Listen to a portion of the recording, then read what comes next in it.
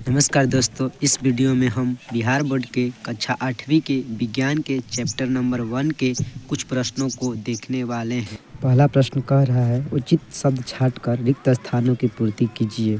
Option है तैरने, जल, फसल, पोषक, तैयारी। इनमें से हमें सही शब्दों को चुन ये खाली स्थानों में भरना है। तो क है इस प्रश्न का, एक स्थान पर एक ही प्रकार के बड़ी मात्रा में उगाए गए पौधों को कहते हैं।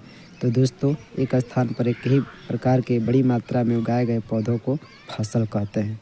तो पहला का हो जाएगा फसल, क का। दूसरा है ख, फसल उगाने से पहले प्रथम चरण मिट्टी की होती है। तो दोस्तों, फसल उगाने से पहले प्रथम चरण मिट्टी की होती है तैयारी। इसमें तैयारी होगा ख में। ग में क्षतिग्रस्त बीज जल की सतह पर लगेंगे तो क्या करने लगेंगे? तैरने लगेंगे। तो ग में हो जाएगा तैरने।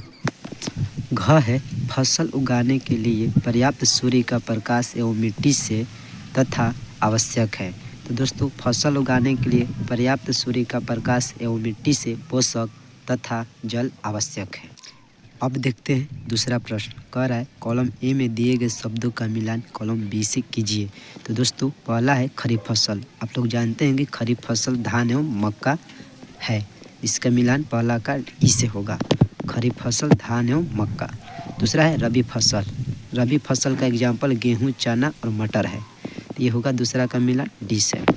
तीसरा है रासायनिक उर्वरक। आप लोग जानते हैं कि रासायनिक उर्वरक जो हैं फैक्ट्रियों में बनाए जाते हैं और इनमें हम यूरिया एवं सुपर फास्फेट को लेते हैं, बी नंबर। तो तीसरा का मिलान जो होगा यूरिया एवं सुपर फास्फेट, बी होगा।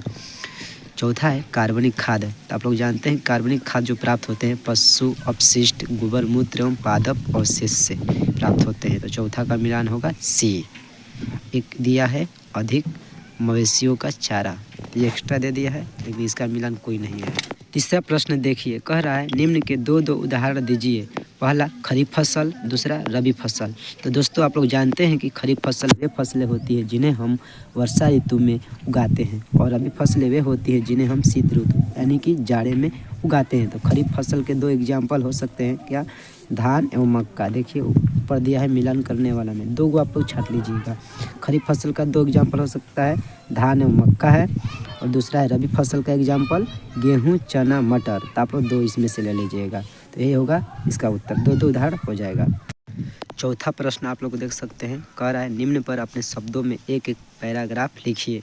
तो दोस्तों, सबके बारे में एक एक पैराग्राफ लिखना है। जैसे मिट्टी तैयार करना पहला है, ख है बुआई, ग है निराई, घ है थ्रेसिंग। आप लोग किताब में दिया गया है उसमें से छाट कर लिख सकते हैं। पांचवा देखिए, कह रहा है स्पष्ट कीजिए कि उर्वरक खाद से किस प्रकार भिन्न है। इसका भी किताब में लिस्ट है, आप लोग देख लीजिए। ये है खाद और उर्वरक में अंतर। आइए देखते हैं उर्वरक एवं खाद में अंतर, या उर्वरक खाद से किस प्रकार भिन्न है। तो पहला है उर्वरक एक मानव निर्मित लवण है, जबकि खाद एक प्राकृतिक पदार्थ है जो गोबर एवं पौधों के अवशेष के विघटन से प्राप्त होता है। दूसरा है उर्वरक का उत्पादन फैक्ट्रियों में होता है, जबकि खाद खेतों में बनाई जा सकती है। तीसरा है उर्वरक से मिट्टी को ह्यूमस प्राप्त नहीं होती, जबकि खाद से मिट्टी को ह्यूमस प्रचुर मात्रा में प्राप्त होती है। चौथा है उर्वरक में पादप पोषक जैसे कि नाइट्रोजन, फास्फोरस तथा पोटेशियम प्रचुरता में होते हैं, जबकि खाद में पादप पोषक तुलनात्मक रूप से कम होते हैं।